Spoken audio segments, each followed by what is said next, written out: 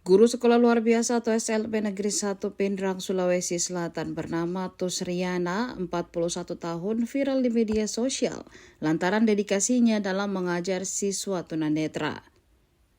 Dalam video yang diunggah di akun TikTok pribadinya @tusriani1, guru berasal Kabupaten Luwu Timur itu mengajarkan seorang siswa dengan telaten.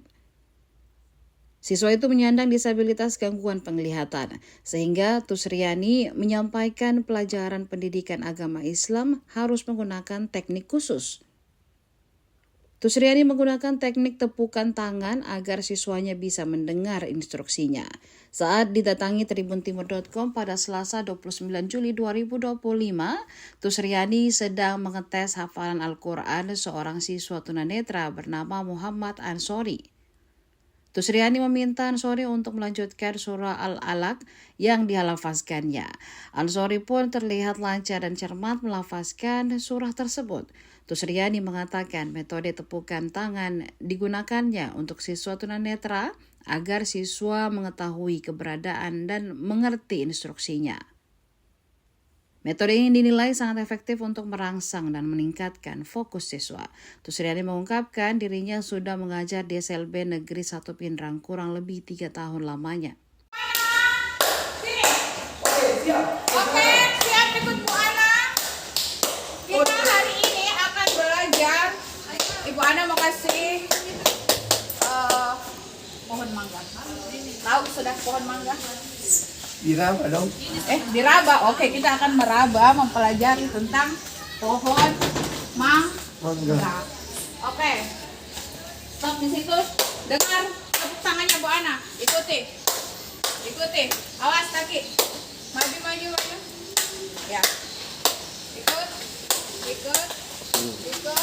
Nah, oke. Sudah? Oke. Kita kembali ke mana ya? Ke kelas.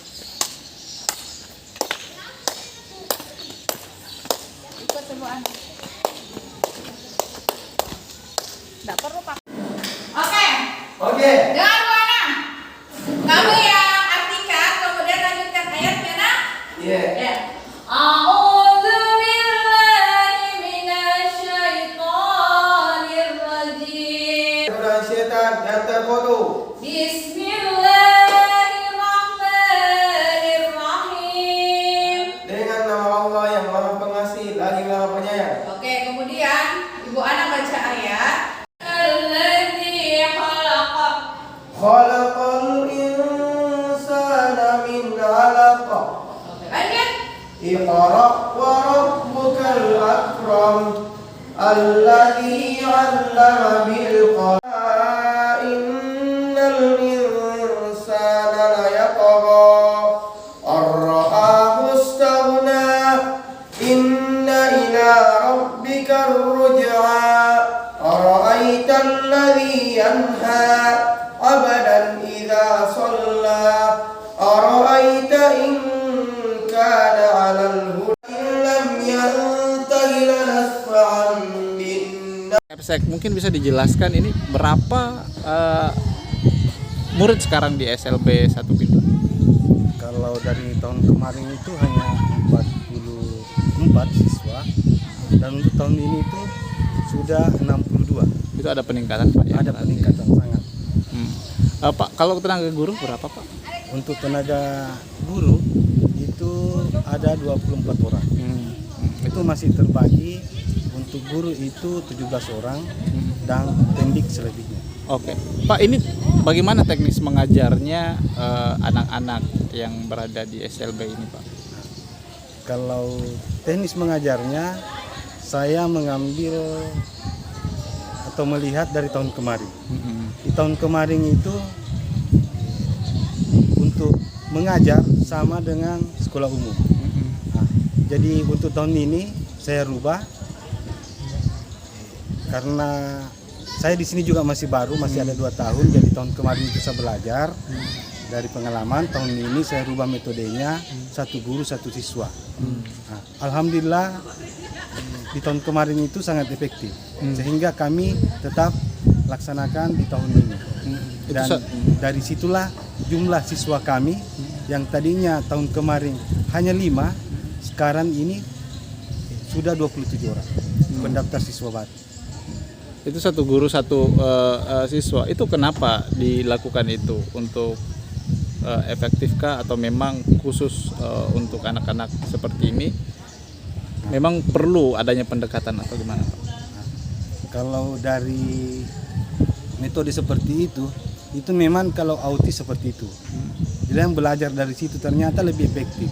Satu guru satu siswa itu kita ambil per jam, 1 jam, baru datang lagi siswa yang jam 8 ke jam 9, jam 9 ke jam 10. Berawal dari autis sehingga kami terapkan ke seluruhan di jurusan itu. Ada tunarungu, tunagrahita, tunanetra, dan autis. Ini ada SD, SMP, SMA juga, Pak. Semua digabung di sini, Pak. Tergabung SD, SMP, SMA. Itu ada prestasi-prestasi mungkin, Pak, yang sudah diciptakan oleh anak-anak di sini atau gimana? Alhamdulillah kalau prestasi itu tahun kemarin itu lomba mewarnai tingkat nasional. Nah, kalau tahun ini itu ada tingkat provinsi itu lomba kecantikan itu juara 2, dan lomba bocce juara 1 mewakili Provinsi Sulawesi Selatan untuk ke tingkat nasional. Ibu, tadi ini metode belajarnya menggunakan tepuk tangan, ini memang dari kita atau bagaimana? Bisa diceritakan?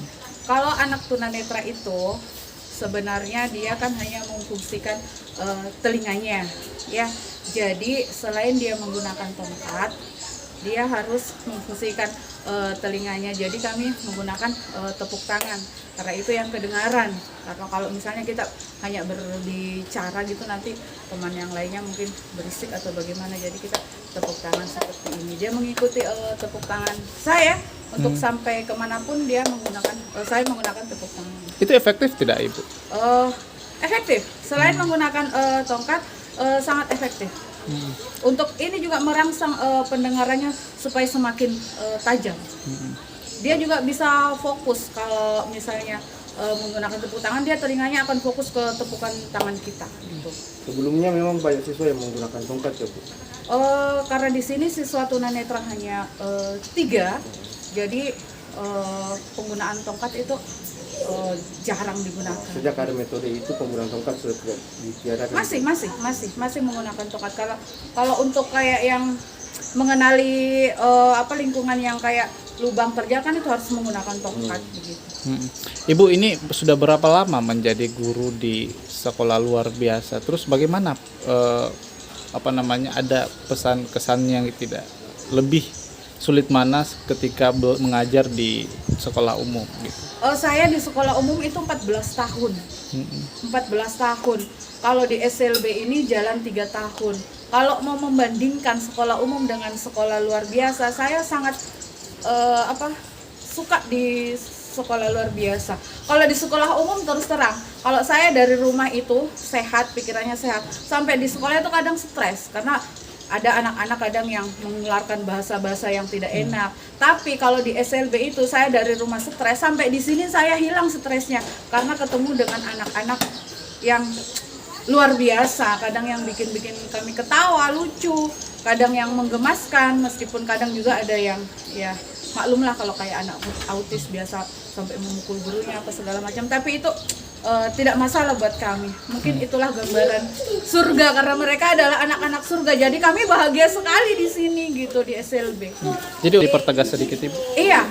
Untuk orang tua di luar sana yang mempunyai anak berkebutuhan khusus, apalagi ini anak autis, itu betul-betul harus sekolah karena dengan sekolah mereka jadi bisa belajar fokus karena anak autis itu kan satu fokusnya yang kurang. Jadi kalau kami di sekolah bisa kami ajari fokus, kemudian diajari bersosialisasi dengan teman-teman karena kalau cuma di rumah mungkin metode yang digunakan oleh orang tuanya itu tidak sama dengan metode yang digunakan di sekolah. Oke. Jadi harus sekolah. Oke. Bapaknya hilang. Hilang, Pak Di. Ya, bapaknya hilang.